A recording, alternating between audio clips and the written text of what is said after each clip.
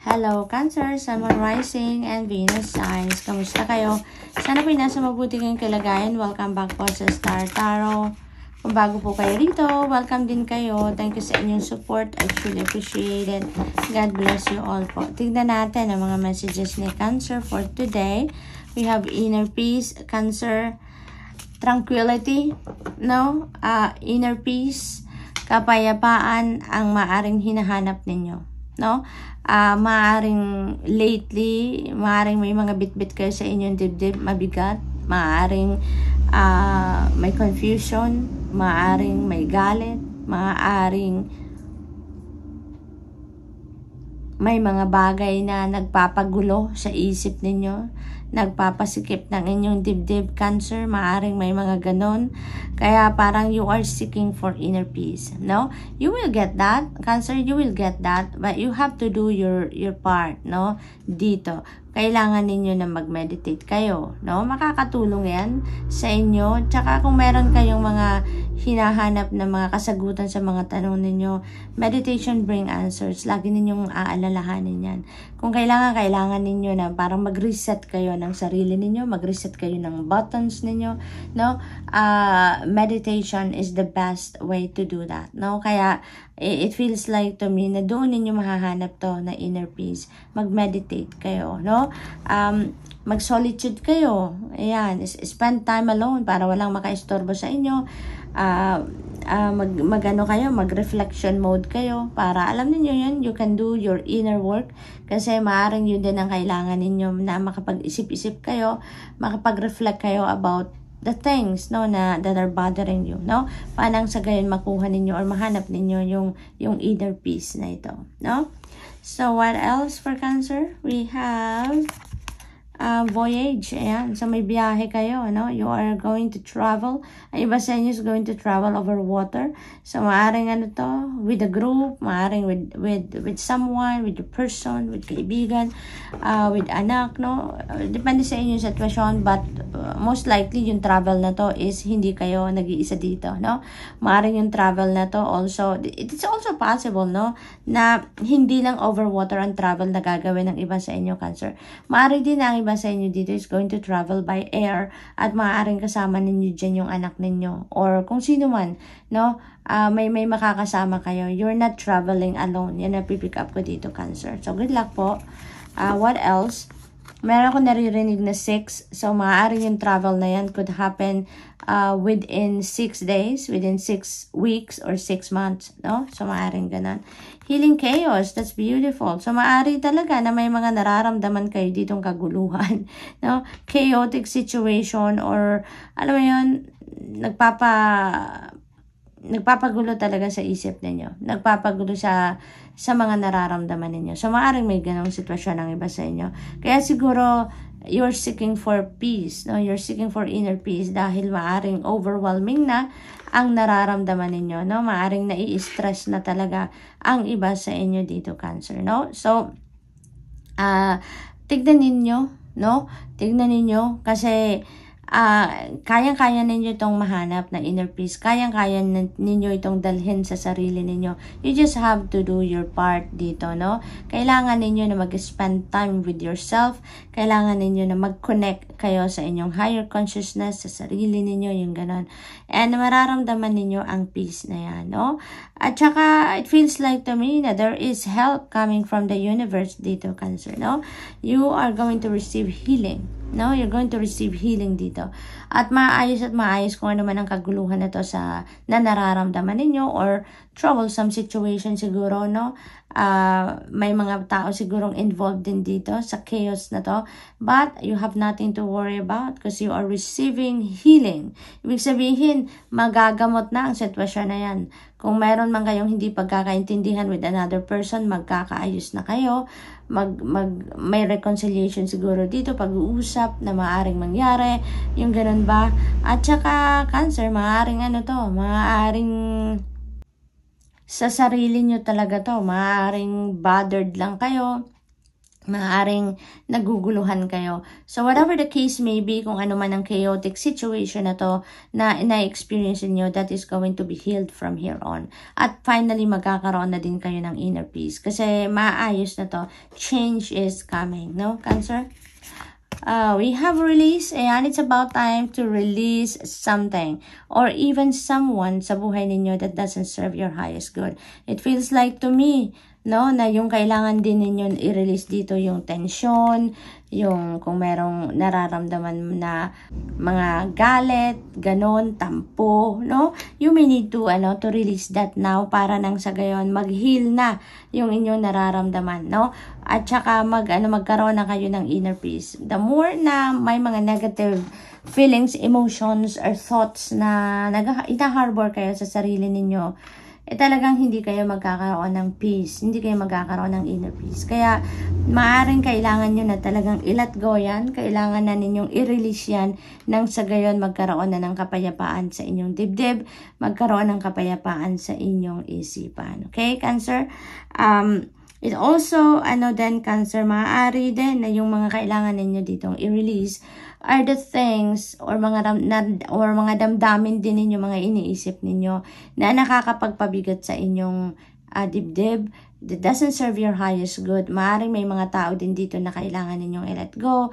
May mga sitwasyon din dito na kailangan na ninyong i-let go dahil yan ay hindi naman nakakatulong na sa inyo. Hindi naman yan nagsiserve ng inyong best interest or yung highest good. Okay? So, what else? Security. Ayan. So, it feels like to me that this is security pagdating naman sa mga bagay-bagay, no? Mga investment ninyo, pangkaperahan ninyo, make sure that all valuables are secured. Make sure that your all valuables are safe. Yung gano'n, Cancer? So, what else? We have leadership. Ayan. So, ang iba sa inyo dito, siguro, is a leader, no?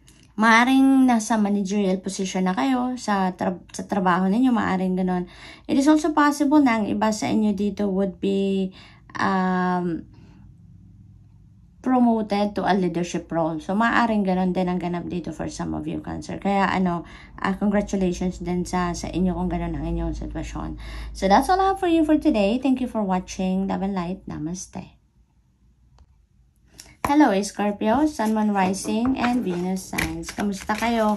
Sana po'y nasa mabuti kayong kalagayan. Welcome back po sa Star Tarot. Kung bago kayo dito, welcome din kayo. Thank you sa inyong support. I truly appreciate it. God bless you all po. Tingnan natin ang mga messages ninyo for today. Scorpio, paunang mensahe ninyo ay power. Ayan. So, parang kayo ngayon? You're going to be powerful, no? Feels like to me that you are going to reclaim your power din ngayon. Kaya talagang bubulusok na kayo, papunta na kayo sa pag-embrace ng inyong personal power. Maaaring ganon. It feels like to me, Scorpio, na ang iba sa inyo in the past, no? You have allowed other people to run your life, no? Parang ang ibang tao nagdidesisyon para sa iyo noong mga nakaraan. Pero ngayon, no? Mababawi nyo na yan. Para ngayon, magkakaroon na kayo ng lakas na loob para mabawi yan. Para kayo ng muli, no? Ang magdidesisyon para sa sarili ninyo. You are going to choose life in your own terms na sa ngayon. So, talagang na kayo, yung parang i-embrace nyo na ang inyong freedom, ang inyong independence, at i-embrace nyo na dito yung inyong kapangyarihan over yourself. So, congratulations. Kasi, napakalaking achievement yan ninyo, no? Para sa sarili ninyo. So, we have release. And Scorpio, you may need to release something dito sa buhay ninyo. Maaring yung yung siguro kasi dito sa power, no? Yung pag-reclaim ninyo dito sa ngayon. Yun ang, kung ano man ang dahilan, no, ng pag-allow ninyo sa mga tao sa paligid ninyo na sila yung magpatakbo ng buhay ninyo, that is what you are going to release sa ngayon. So, maaaring ganun ang sitwasyon dito, no, Scorpio? Kaya magkakaroon na kayo dito ng lakas ng loob, no, para nabawiin na ninyo ang inyong kapangyarihan over yourself, no? So, maaaring ganun ang sitwasyon ng iba. For others of you, no, releasing time, parang fall na to, or kumbaga autumn, no, sa ibang bansa, ang season ng buhay ninyo ngayon is Scorpio, no? Na kailangan na ninyong linisan ang sarili ninyo, ang buhay ninyo. It's time to purge, it's time to release anything, any situation, or mga bagay man, or even tao sa buhay ninyo na hindi naman na nagsiserve ng iyong highest good. It's about time not to let them go. It's about time not to release those people, no, or those situation and things na hindi naman na talaga nakakatulong sa inyo. Hindi naman na nagsiserve ng inyong best interest, no? Tama na yung pag-harbor ninyo sa mga ganon so that you can make room sa sarili ninyo for newness, no? Kasi kapag nagbabawas tayo ng mga bagay or sitwasyon or tao sa buhay natin, ibig sabihin dyan, merong nakahandang papasok, merong nakahanda na or nakaabang na parating, kaya kailangan na nating mag-let go. 'Di ba? Ganon yun eh. Kapag you're making room, no, sa sarili ninyo dito, ibig sabihin, you have space na, you have room for something new or for someone new. Kaya, maaaring ganun ang ganap dito for you, Scorpio, no? So, what else? We have transformation, definitely, merong parating na mga bago dito at merong paalis, merong kayong tatanggalin sa buhay ninyo. So, transformation is about to happen, no? A change is coming sa buhay ninyo, Scorpio, magsisimula kayo dito sa pag-release ng kung ano man ito na mga bagay, tao, sitwasyon na hindi na ninyo kailangan sa buhay ninyo. It's about time not to let them go. Okay? Kaya mangyayari ang pagbabagong ito. So good luck to you, Scorpio. Protection, and so wag kayong mag-alala, you have nothing to worry about, Scorpio. Sa mga gagawin ninyo sa ngayong pagbabago sa buhay ninyo, you have nothing to fear, you have nothing to worry about because you will be protected, no? You're divinely protected, guarded, and guided, kaya wala kayong dapat na ipag-alala, okay? You will be in good hands, you will be safe. What else? We have relaxation. Ayan, so chillin', yan ang kailangan ninyo kasi maaaring pagod na din kayo, maaaring you are stressed out na, maaaring marami na kayong paghihirap na pinagdaanan sa kalooban and even physically, maaaring gano'n ang sitwasyon dito. Kaya inaanyayahan din kayo na mag-relax naman kayo. Inaanyayahan kayo dito na mag-chill naman kayo. It's because yun ang kailangan ninyo para makapag-recharge kayo, para makapaghanda kayo dito sa pagbabagong parating, no? So you need to relax, you need to unwind, you need to rejuvenate, recuperate, and recharge.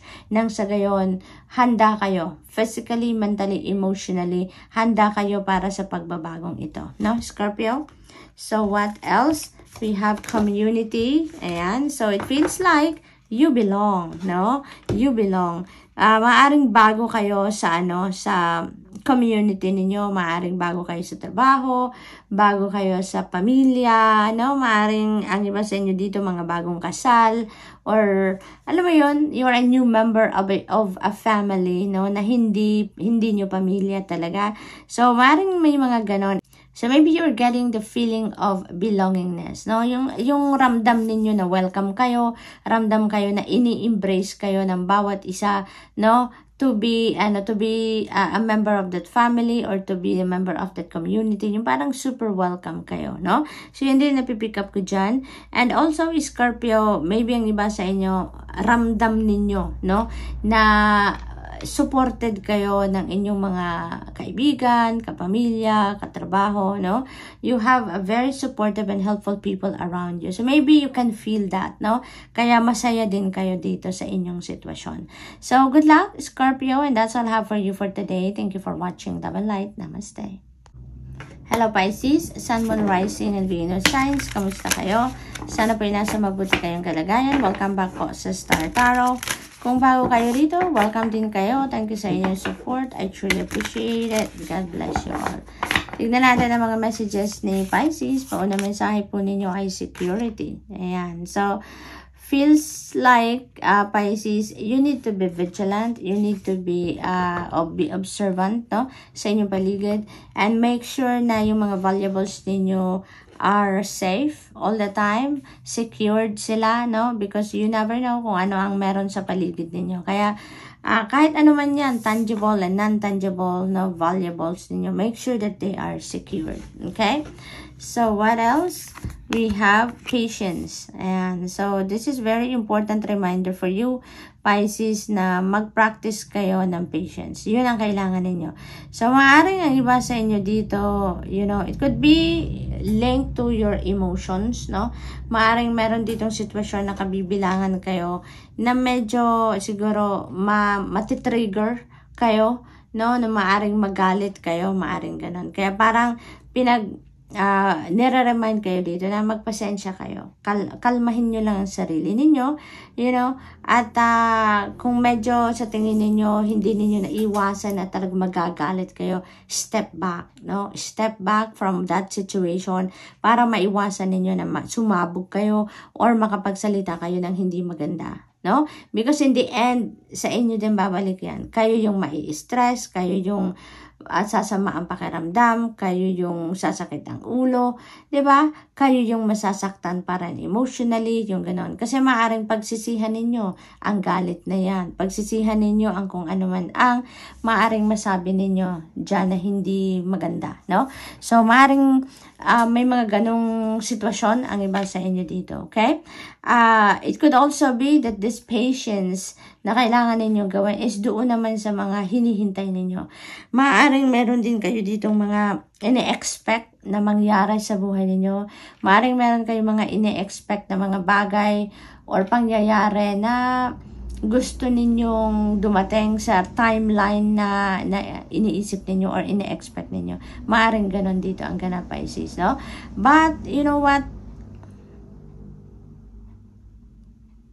Maaring nabuboard na ang iba sa inyo dito. Kaya, hinihingian pa rin kayo ng pasensya. Okay? Be patient. At saka, alalahanin pa rin ninyo na hindi lahat ng bagay na gustuhin natin ay nangyayari. Hindi lahat ng bagay na ine-expect natin na mangyari at sa timeline na ine-expect natin ay dadating or mangyayari. Hindi ba? Kaya, practice patience, no? Pisces, habang nagpapasensya kayo, habang naghihintay kayo, also listen to your intuition. Follow what your intuition is telling you din. Kasi, diyan papasok, no, yung gabay sa inyo. Diyan ninyo maririnig yung kung ano na yung dapat ninyong gawin. Kung ano na yung mga nararapat ninyong asikasuhin, no? So, para ma-direct kayo ng Divine Universe kung ano na ang mga susunod ninyong gagawin while you are waiting, okay? We have enlightenment. Ayan na nga, you are going to be enlightened. You are going to receive enlightenment dito. See? So, you are so blessed, Pisces. You are divinely guided dito. Kasi, bibigyan kayo ng kalinawan sa isipan dito. You will be shown the way kung ano na ang susunod mong gagawin. Ano ang dapat mong pag-focusan sa ngayon? Where are you heading? No, Pisces? You will be enlightened. Malilinawan ang inyong kaisipan dito. Kaya, kung ano man yung binabalak ninyo or kung ano man yung gusto ninyong mangyari, kung ano man ang inyong hinihintay, it will, maaari talagang it will come to you doon sa, maaring sa exact form na ina-expect ninyo, or it could be something else. Maari din ganun. But definitely, kung ano man ang kailangan ninyong tahaking journey dito, you know, you will be enlightened. No? You will be sent guidance. Okay? So what else? We have adventure. Ayan. Some of you are embarking on an adventure dito. Kaya good luck po. Maaring adventure talaga na literal na to. Na lugar na pupuntahan ninyo. Maaring takot kayo dyan. Maaring matagal na ninyong gusto yan. Dream ninyo yan. Pero maaring for quite some time natatakot kayo na gawin yan or puntahan yan. So, ngayon, maybe wala na, no? Maglalakas na loob na kayo dito. You are embarking on that adventure. You're going to try that on, no? So, what else? We have love. Napakaganda naman. Love is in the air for some of you. Maaring may mga kasalan dito, yun agad na pick up ko. Maaring may ikakasal sa inyo dito, Pisces, mai-engage, yung gano'n. Maaring you're celebrating love ngayon with your person, no? Maaring may mga anniversary, maaring may mga mansari na gaganapin or i-celebrate ang iba sa inyo dito, Pisces. Maaring ganon ang sitwasyon, no? Love is, in the air, oozing with love kayo dito. Hindi lang ito para sa mga tao, sa mga mahal ninyo sa buhay, sa paligid ninyo. It feels like to me that most of you, Pisces, is also going to show yourself some love, no? Self-love din ang ganap dito para sa iba sa inyo. So, good luck po. What else? We have inner peace. Ayan. You are seeking for inner peace, siguro, Pisces. Maari talaga na may, alam mo yun, yung parang magulo din ang isip ninyo siguro.